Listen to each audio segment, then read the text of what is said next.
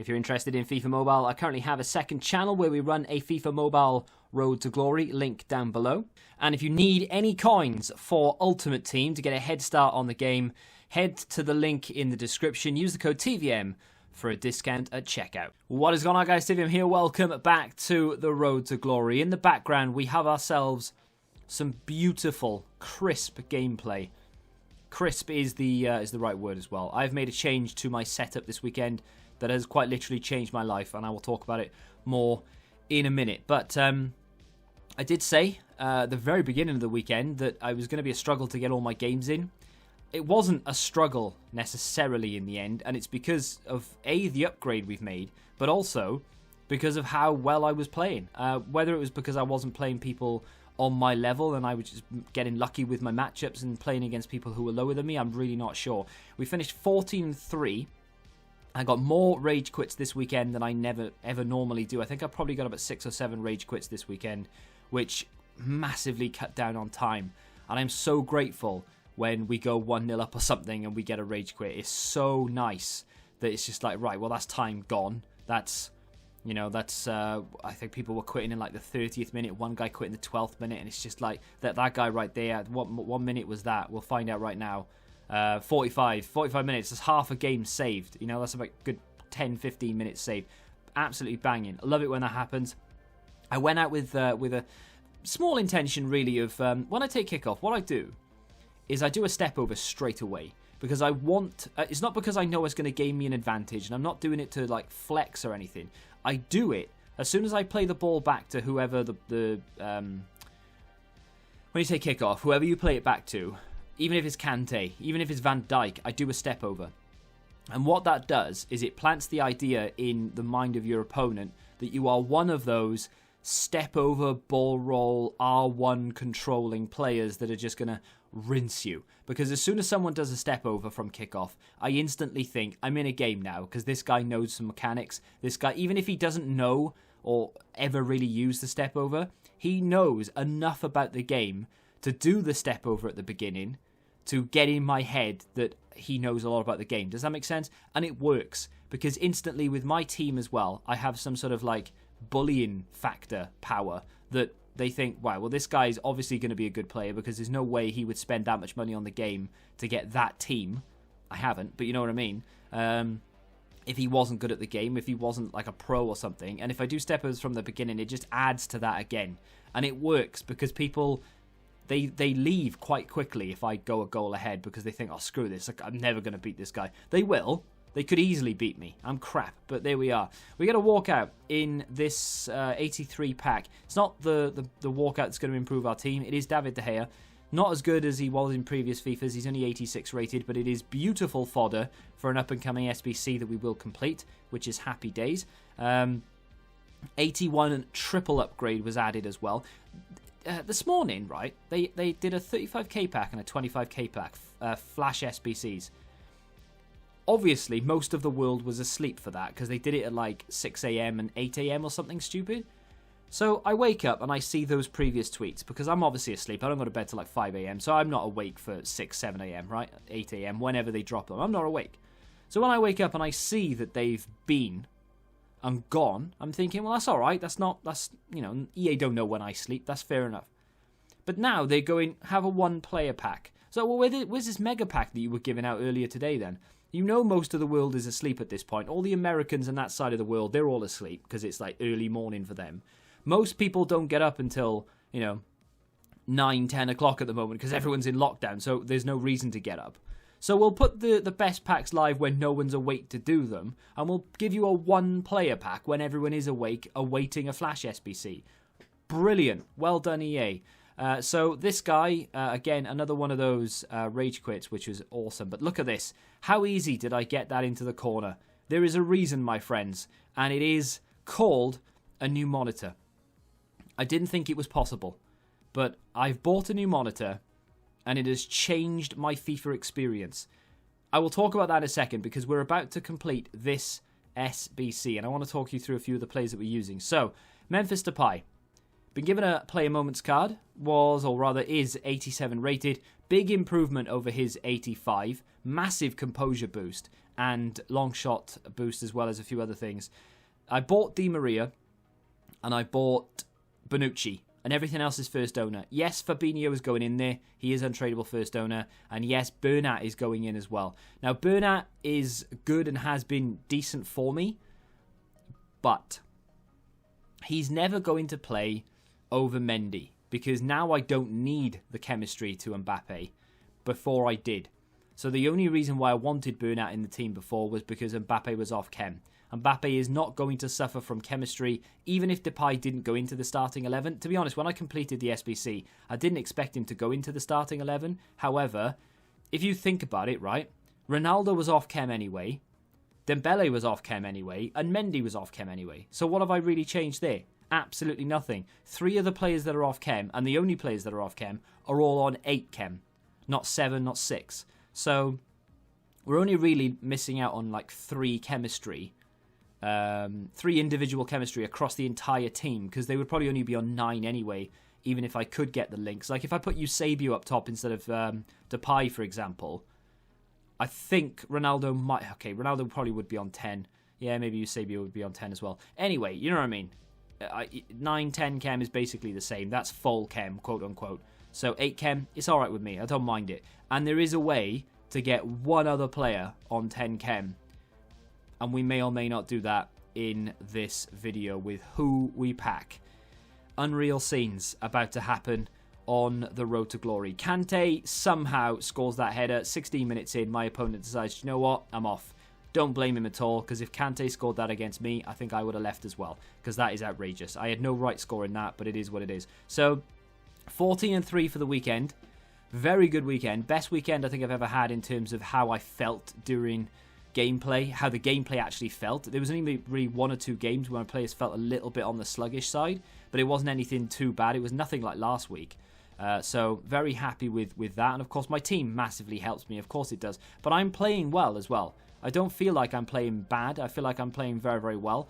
So it really does help me. Now, with regards to the 1 defeat I took, I think I could have done better. I missed a few golden opportunities to score. Messi kicked one with his right when he should have gone with his left, and it didn't make any sense because he'd opened his body up for the finesse, and absolute nightmare. This was the game that we lost, actually, that we should have won. And I've only got myself to blame. I've moved out there with Van Dijk, and it's my own fault. I shouldn't have done it. I never normally do it, but the one time you do, you get punished. And we've lost that game, and it could easily have gone the other way. But does it really matter finishing 14-2, finishing 14-3, unless you're going for Gold 1 or Elite 3 or beyond? I don't think it really makes a difference whether you finish 14-16 or whether you finish 14-0. It doesn't make a difference if you're not going any further. So, you know, just in the back of my mind, I know I could have gone a lot further this weekend, but like I said, just life got in the way, unfortunately. I've always got an excuse, I know, but most of the time, it's not an excuse. I just don't want to go further. Maybe that is an excuse, but you know what I mean? I don't want to go further. Most of the time, I just want to stop at 14 because I'm happy to be there. You know, we've got nearly everything that we need in terms of the team. In terms of red picks, it's just a little bit of excitement, you know, to try and get one of the better ones for no reason most of the time, but just, you know, we've got Kante, and yeah, it would have been nice to get Ronaldo this week just gone, you know, to have that chance. That's all I really want. You know, 1 week, like I said, and I keep saying it, we will go and play all our games. I've only ever played all my games twice, or maybe just once, actually. I got Elite 3 in FIFA 18, I think it is. That was the only elite finish I've ever had, but it's the only time I've ever tried to get it. Every other time, I stop at a certain level with games remaining that I probably could have gone to the next level. But, you know, the one time, this guy, by the way, held the ball at the back the entire second half after I scored that 4th goal. That's why his possession's so high. I don't play 1 drop back. I'm on 5 or 6 depth, and my possession is normally a lot better than that. Do not judge me. This guy had the Morgan at the back. Mate, he's a 74 rated card. I don't care if he looks good on paper. It's a 74 rated card. You cannot play this guy in Weekend League unless you are a very good player, because you are going to get rolled on, which is exactly what this guy did. He just couldn't handle, and who can, right? But he couldn't handle Ronaldo, Messi, Depay, and Mbappe running at him. And you can't. You've got a 74 rated card at the back. You're not going to be able to cope with it. And in the end, we managed to get ourselves a little rage quit. Anyway, I said I made an upgrade to my setup, or rather I've made an upgrade that helped me. and that is my monitor. And I didn't realize before that it could have an impact on gameplay. So my old monitor is about 10 years old, maybe even, in fact, it's probably even older than that. But it's a 60 hertz refresh rate. This monitor now is 144 hertz refresh rate. Now, if you don't know what that is, it means that it essentially refreshes 1.5, 2.5 times faster than my old monitor does. So the picture looks a lot smoother, runs a lot smoother because it's refreshing quicker. So you don't have as many frame drops, essentially, that if you do with a 60 hertz monitor. So when you're taking free kicks and you're taking penalties, you know that cursor that you struggle to get into the corner to take the free kick or the penalty? You know the reason why you're struggling to get that in the corner? It's got absolutely sod all to do with the player that you're using and that he's not good enough to do it. It's because your monitor doesn't refresh quick enough and you're skipping a frame. So when you're moving it, it's going like that. So you can't get it into the corner properly. The higher the refresh rate on the monitor, honestly, it's like it's like putting it there. I can just literally place it there. I haven't missed a free kick this weekend since upgrading the monitor because I can literally just move it straight in, straight away before they can even adjust the wall, before they can move the keeper. Move, bang, goal. And it's done. And it's like, wow, that is insane. The menus feel 10 times faster. They just glide. You can't really see it here because obviously it's the same for you because you're watching it on the same monitor you were watching it on yesterday, or the same screen you were watching it on yesterday, and YouTube's compression and the rendering and all that stuff. But for me, this is just, it's just fluid. It's like water. It's crazy good. I did a rare player pick because, 7 gold cards and the rest silver. Don't mind if I do. It's not the first one I've done. I have done a lot of these. This is probably at least the 20th or the 30th one that I've done. And in this one, we get ourselves Rafael Varane. This is the upgrade. Maybe it's not the Neymar that you were expecting or an icon that you were expecting, but it is a card that upgrades the team, that's for sure. I am fully aware that my team is one of those that, it looks like I'm just building the meta, and to a certain extent I am, but at the same time, if EA keep giving me these cards, then what am I meant to do with it? That time that guy said that EA give me things? Maybe he's right, I don't know. I mean, if they do, I'm not aware of it. But if they are, then can I please have Neymar? Please. Not that I need him, and not that he really fits, because I think he would be on about 7 chem. But in fact, he might even be on 4 chem. But it's fine. I'll take it. Varane goes in there instead of Gomez. Is that a good decision? I'm not sure. The other thing now, of course, is that Van Dijk and Edison are both off chem. So the answer there is Alisson. Alisson right now is around 50 to 60,000 coins. I don't want to buy anyone, but at the same time, I'm going to have to, because I've been trying to pack Alisson since the beginning of the game, and it's not happening. And now that I really want him, it won't happen even more. So I think we may have to take the plunge and use our only purchasable player to be Alisson. Up until this point, I've not been doing it because there's not really been a need to. But now we need to. I think I might do it. I just hope that Alisson is better than Edison. If he's not, then I'm going to have to think of something, because Edison saves me quite a lot. Edison is a very good goalkeeper in this game. Definitely my favourite keeper. But that is the team. Bar someone like Eusebio or Cruyff, although Cruyff wouldn't work for Ronaldo's chemistry, Eusebio would. Bar that little upgrade up top instead of but bar that massive upgrade up top instead of Depay. Honestly, I mean, that team's done, right? What more can you do to that team? Of course, record breaker Mbappe, inform Ronaldo, record breaker Van Dijk.